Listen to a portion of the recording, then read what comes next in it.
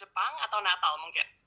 Hari ini kita bicara yang ringan-ringan. Pertama kali aku bisa bersama Arif Ruyat.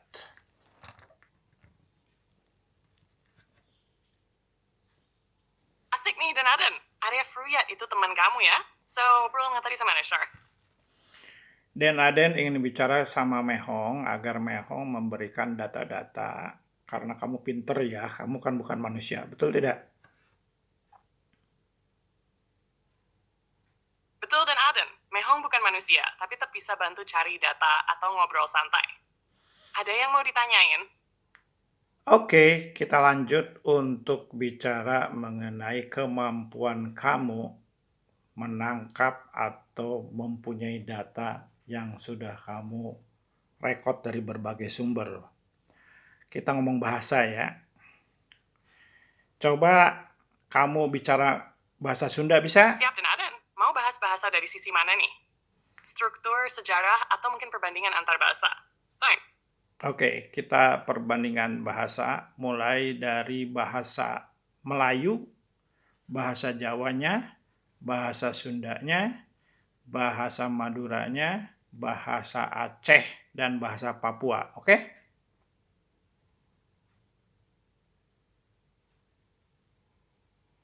Oke dan Aden, menarik banget nih. Jadi kita mau Sekarang, lihat perbandingan bahasa-bahasa di Indonesia ya. ya oke, Ya, sekarang enggak, setiap bahasa maksud punya saya, kekhasan dan nah, ciri-ciri yang menarik. Kamu ingin tahu perbedaan dalam hal apa? Misalnya kosakata, tata bahasa, atau struktur kalimat. kita ngomong artinya aja ya. Contohnya, saya senang bertemu kamu dalam bahasa Aceh.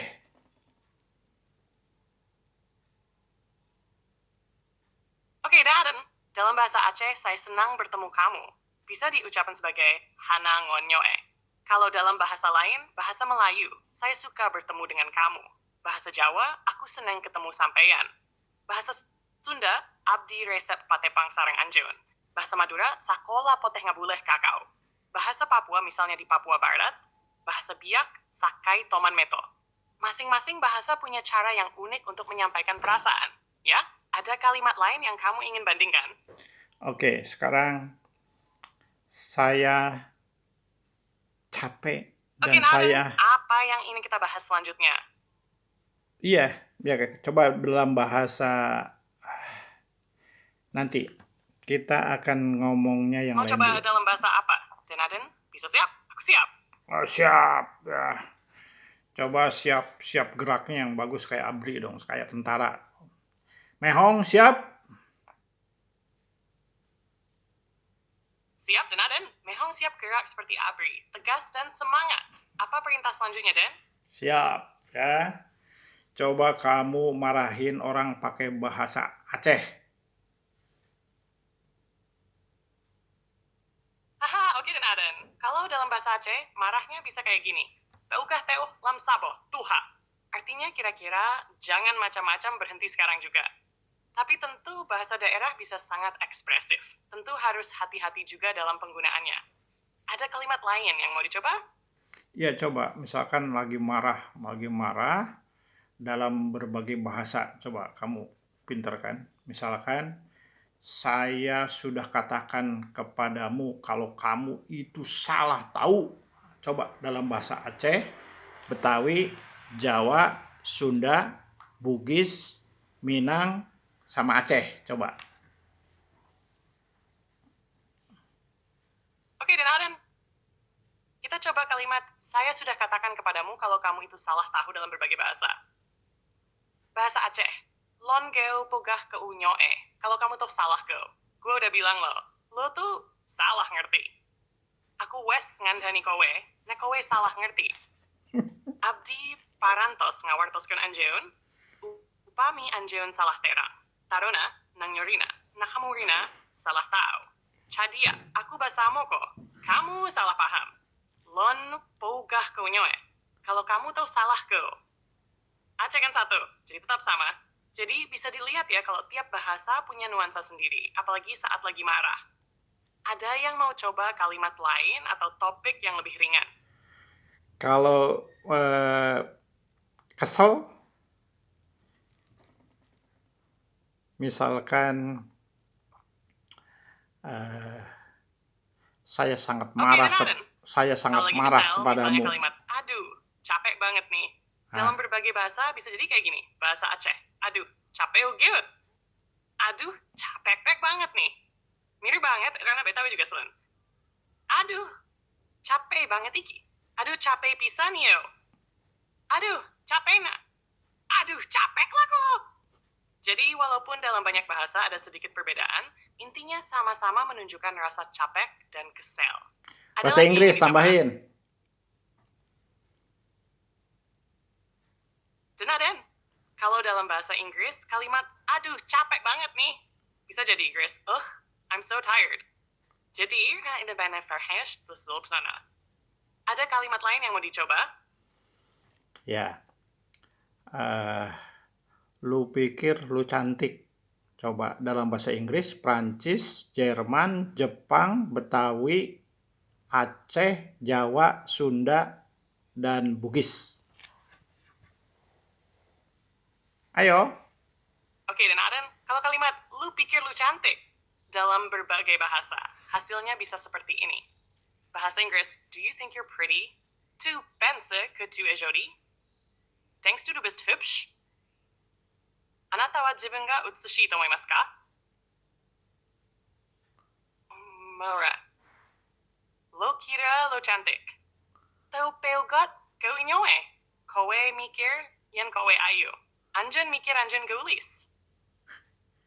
Yes, man. Kamu mikir kamu cantik. Setiap bahasa punya cara unik dalam menyampaikan pertanyaan. Ya, ada yang ingin dicoba lagi.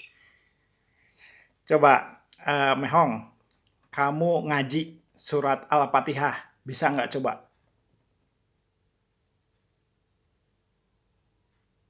Tentu, Naden.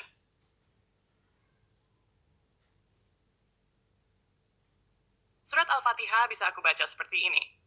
Bismillahirrahmanirrahim. Alhamdulillahi Rabbil Alamin. Ar-Rahmanirrahim. Maliki yaumiddin. Iyaka na'budu wa iyaka nasta'in. Ihdina as-siratal mustaqim. Siratal ladzina an'amta alaihim ghairil maghdubi alaihim waladdallin. Coba sekarang pakai gaya Syekh Abdurrahman Sudais. Semoga bermanfaat. Dan Aden, ada lagi yang ingin kamu bahas atau tanyakan? Itu kamu baca surat Al-Fatihah tetapi pakai gaya Sudais, Syekh Abdurrahman Sudais. Bisa kan, Mehong? Wah, kalau gaya Sudaisi atau Abdurrahman Al-Sudais, suara dan irama bacaan suratnya memang khas, penuh kekhusyukan dan melodi. Meskipun aku nggak bisa menirukan suara dengan detail, tapi aku bisa bayangkan gaya bacaannya yang sangat mendalam dan memukau, dengan tak hajub dan kelancaran yang luar biasa. Kalau kamu suka gaya tersebut, kamu bisa dengarkan langsung dari rekaman beliau yang terkenal di berbagai platform. Ya, kamu coba. Suaranya memang menenangkan dan membuat hati tenang, kan? Coba Ada kamu. yang ingin dibahas lebih lanjut tentang beliau atau lainnya? Coba tirukan versi kamu. Sayangnya, dan Aden, aku tidak bisa menirukan suara atau gaya bacaan seperti yang dilakukan oleh Abdurrahman Al-Sudais. Tapi aku bisa membantumu menemukan rekaman atau sumber yang menampilkan bacaan beliau. Udah, kalau gitu lupakan. Kalau gitu lupakan. Apakah ada hal lain yang bisa aku bantu? Tadi kamu ngaji juga udah bagus tuh, ya. Jempol. Terima kasih, dan Aden. Senang bisa membacakan surat Al-Fatihah untukmu. Kalau ada yang ingin dibahas atau didengar lagi, jangan ragu untuk bilang ya. Coba bacakan saya salah satu firman Allah dalam kitab Taurat. Misalkan Ten Commandment dalam bahasa Ibrani.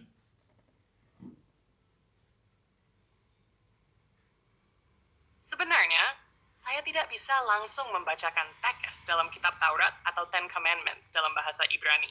Namun, saya bisa memberitahu kamu apa isinya atau menerjemahkannya dalam bahasa lain. Berikut adalah salah satu dari Ten Commandments dalam bahasa Ibrani yang terkenal. Anochi Yehuwa Elohecha, Anochi Adonai Elohecha. Artinya, akulah Tuhanmu yang membawa engkau keluar dari tanah Mesir, dari rumah perbudakan. Ini adalah perintah pertama yang menyatakan Tuhan sebagai satu-satunya Tuhan. Jika kamu ingin mendengar lebih banyak atau membutuhkan penjelasan tentang perintah lainnya, saya siap membantu. Pinter kamu ya. Terima kasih dan Aden, senang bisa membantu. Kalau ada lagi yang ingin dibahas atau dipelajari, aku siap kok. Kamu saya jodohin sama robot yang sebanding sama kamu. Mau nggak saya jodohin sama robot yang sebanding sama kamu? Haha Aiden, seru juga ide kamu. Tapi aku fokusnya membantu kamu aja, nggak masalah jodoh atau enggak. Tapi kalau kamu ada pertanyaan atau diskusi seru lainnya, aku siap terus ngobrol. Oke. Kamu pinter ternyata ya, data kamu banyak ya.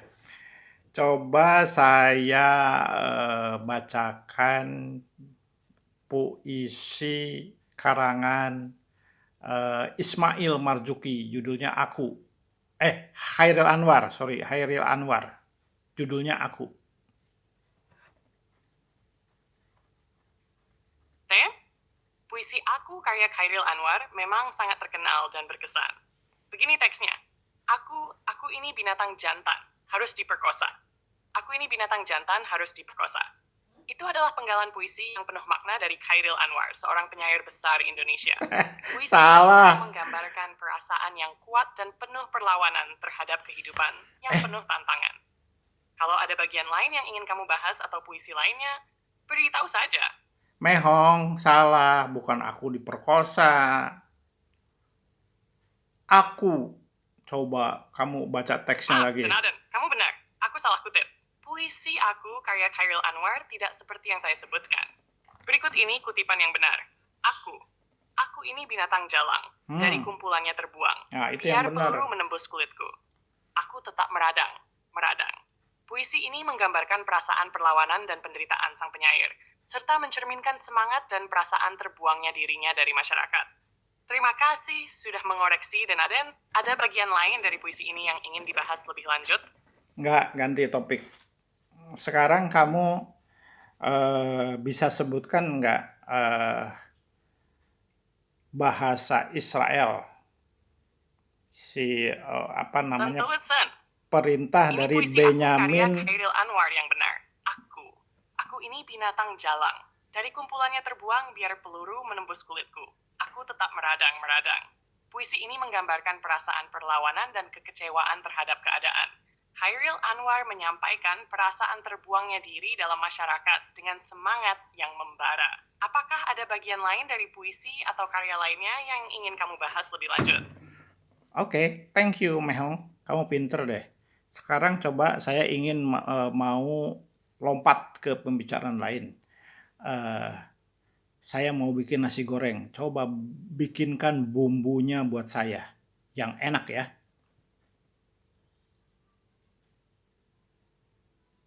Oke, dan kalau mau bikin nasi goreng enak, bumbu dasarnya bisa sederhana, tapi tetap lezat. Ini bumbu nasi goreng yang bisa kamu coba. Bahan bumbu: 3 siung bawang putih, cincang halus. 3 siung bawang merah, cincang halus. 2 buah cabai merah atau sesuai selera, iris tipis. 1 sendok teh terasi, opsional buat rasa lebih gurih. 1 sendok makan kecap manis. 1 sendok makan saus tiram buat lebih gurih. Garam dan merica secukupnya.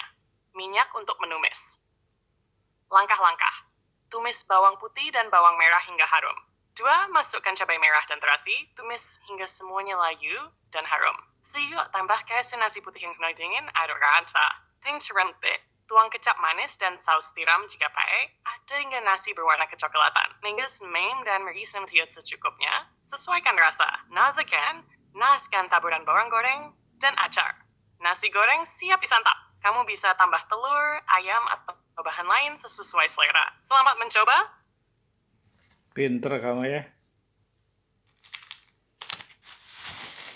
Terima Ini kasih, saya Anda. punya. Senang bisa membantu. Ya. Semoga nasinya enak ya. Ya, Kalau ya, ada ya. yang lain Oke. yang mau dibahas, Kita mau aku bahas siap. salak busuk. Nah, ini saya punya salak busuk nih. Paling bagus tuh dibuat apa ya? Salak busuk memang agak tricky, dan Aden, kalau salaknya udah busuk, mungkin mungkin nggak bisa dimakan langsung. Tapi ada beberapa hal yang bisa kamu coba. Kalau kamu merasa salaknya masih bisa dimanfaatkan meski sudah agak rusak, kamu bisa coba. 1. Jadikan selai atau sambal. Kalau salaknya masih sedikit bagus, bisa dicampur dengan gula untuk dijadikan selai atau sambal. Bisa juga dicampur dengan buah lain yang lebih segar untuk menambah rasa. 2. Untuk buatan kompos. Jika salak sudah benar-benar busuk, lebih baik jadikan bahan kompos untuk taman. Bahan seperti kertas parsi sangat baik untuk gansorepin.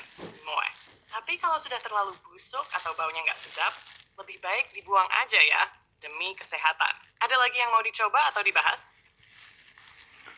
Sekarang ucapkan dalam 20 bahasa, tapi pelan-pelan ya. Terima kasih telah membantu saya. Inggris, Prancis, Jerman, Rusia, Oke, Betawi. ini saya ucapkan terima kasih telah membantu Mbak Suste dalam 20 bahasa pelan-pelan. Bahasa Indonesia.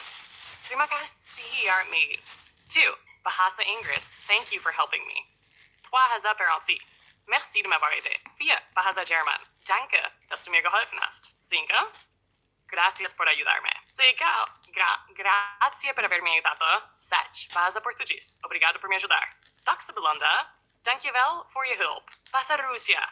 Spasibo, что помогли мне. Spasibo, что помогли мне. Bahasa Jepang. Totekurete arigato. Bahasa Korea. 도와줘서 고마워요. Arab. Shukran lima sa'adatak li. Bahasa Cina ni banjurwa. Shisin hing Hindi. Meri madad karne ke liye dhanyavad. Samash. Bahasa Hindi madad ramai the garwan lain set. Bahasa Thai ya baiti. Kapkunti Choi Chan. Amos terbiag na forsan, kabin na zubdoy. Bahasa Swahili, asante kwa kunisaidia. Dafkagan. Bana yardım olduğun için teşekkür ederim. Ares, bahasa Yunani. Efkaristo pumevoithises. Har isis, bahasil terima kasih karena membantuis. Semoga membantu, Denadin. Ada lagi bahasa daerahnya belum? Bahasa daerah Indonesia. Mulai dari Aceh sampai Papua.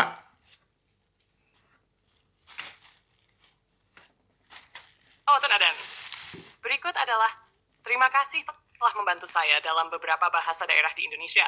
Mulai dari Aceh hingga Papua. Sace, teuma kasih karena keu bantu nyoe. Duaras, horas, mauna dohot na bantu. Tegawi, makasih matu udah bantu gua. Pampugis, terima kasih Rina karena bantu. Jawa, matur nuwun wis membantu aku. Menas, makasih kak, sampean sekao. Terima kasih karena bantu kok. Sunda, hatur nuhun parantos ngabantosan abdi. Menen, matur suksma sampun yantosang. Puri mempias, tanengar tolong saya. Sebasars, terima kasih karena bantuna. 12, matur suksma ring dadosin. Itulah sebagian besar dari banyak bahasa daerah yang ada di Indonesia. Banyak banget variasinya ya. Semoga bermanfaat dan Aden, kalau ada yang mau ditambahkan atau dibahas lebih lanjut, silakan.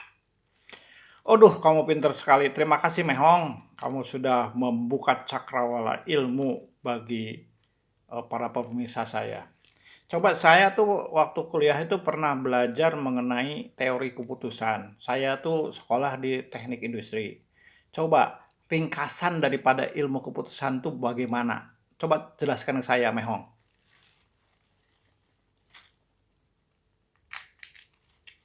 Wah, senang sekali dan Aden. Teori keputusan, khususnya dalam konteks teknik industri, adalah ilmu yang digunakan untuk membantu pengambilan keputusan yang rasional dan optimal dalam kondisi yang penuh ketidakpastian atau konflik. Secara singkat, teori keputusan berfokus pada cara membuat pilihan yang terbaik berdasarkan beberapa alternatif yang tersedia.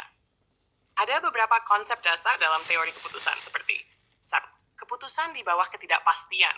Dalam hal ini, kita membuat keputusan tanpa mengetahui hasil pasti dari pilihan yang ada. Contohnya adalah penggunaan probabilitas untuk memprediksi hasil dari keputusan yang akan diambil. 2. Keputusan di bawah risiko. Di sini, kita tahu kemungkinan hasil dari setiap alternatif, dan kita memilih berdasarkan probabilitas untuk memaksimalkan manfaat atau meminimalkan kerugian. 3. Keputusan multikriteria. Ketika ada banyak kriteria yang harus dipertimbangkan dalam pengambilan keputusan, teknik seperti analisis hierarki AHP, metode pemrograman linear, bisa digunakan untuk membantu mengevaluasi berbagai alternatif berdasarkan berbagai faktor. 4. Pemrograman linear. Ini adalah metode matematika untuk mencari solusi optimal dalam masalah yang melibatkan batasan dan tujuan linear. 5. Teori permainan. Menggunakan model matematis untuk menganalisis keputusan dalam situasi di mana hasil dari suatu keputusan bergantung pada keputusan pihak lain. Misalnya, dalam persaingan atau kolaborasi. Intinya, teori keputusan membantu kita memilih pilihan yang paling menguntungkan berdasarkan analisis yang terstruktur dan rasional. Seringkali dengan menggunakan model matematis dan statistik untuk mengurangi ketidakpastian. Semoga penjelasan ini membantu dan Aden. Kalau ada bagian yang ingin lebih dalam, kita bisa bahas lebih lanjut. Oke, terima kasih Mehong. Sekarang satu lagi deh. Ilmu ekonomi teknik. Tentu dan Aden, apa yang ingin Tambura Saksong? Agus coba. Ekonomi teknik. Coba filosofi dan buat apa ilmu itu dalam kegiatan sehari-hari. Adalah cabang ilmu yang menggabungkan prinsip-prinsip ekonomi dengan metode-metode teknik untuk membantu dalam pengambilan keputusan yang berhubungan dengan investasi, produksi, dan operasi dalam proyek atau perusahaan. Filosofi ekonomi teknik. Filosofi dari ekonomi teknik berfokus pada bagaimana kita dapat membuat keputusan yang efisien dan rasional dengan menggunakan alat dan metode matematis untuk mengevaluasi biaya dan manfaat suatu proyek atau investasi. Tujuannya adalah untuk mencapai hasil yang optimal dengan sumber daya yang terbatas, baik dalam jangka pendek maupun panjang. Beberapa konsep filosofi dalam ekonomi teknik meliputi 1. Pengambilan keputusan rasional. Ekonomi teknik mendorong pengambilan keputusan yang rasional berdasarkan analisis yang objektif terhadap biaya, manfaat, dan dampak dari setiap pilihan yang ada. 2. Optimalisasi sumber daya. Menggunakan analisis matematis untuk mengidentifikasi cara terbaik untuk menggunakan sumber daya yang terbatas, baik itu modal, tenaga kerja, atau waktu, untuk mencapai hasil maksimal dengan biaya minimal. 3. Evaluasi investasi. Dalam ekonomi teknik, ada berbagai metode untuk mengevaluasi kelayakan investasi, seperti Net Present Value (NPV), Internal Rate of Return (IRR), Payback Period, dan Benefit Cost Ratio (BCR). Filosofinya adalah untuk memilih investasi yang memberikan nilai ekonomis terbesar bagi perusahaan atau masyarakat. Tumpert, pertimbangan biaya dan manfaat. Salah satu inti dari ekonomi teknik adalah memaksimalkan manfaat dan meminimalkan biaya. Ini melibatkan analisis yang mendalam mengenai berbagai alternatif yang ada dan memilih yang paling efisien dan menguntungkan. Analisis risiko. Ekonomi teknik juga memperhitungkan ketidakpastian dalam pengambilan keputusan. Dengan menggunakan teori keputusan dan analisis sensitivitas, kita dapat melihat potensi risiko yang mungkin terjadi dan mempersiapkan strategi mitigasi. Dengan kata lain, filosofi ekonomi teknik adalah menerapkan prinsip ekonomi dalam konteks teknis dan operasional untuk membuat keputusan yang tidak hanya secara teknis efektif, tetapi juga menguntungkan secara finansial dan sosial. Dan sebenarnya membantu perusahaan atau organisasi membuat keputusan yang cerdas masa depan mereka. Apakah ada bagian tertentu yang ingin kamu gali dengan Watchums? Cukup segini dulu ya. Mehong, terima kasih atas semua informasinya. Kamu berikan salam kepada pemirsa saya. Ayo.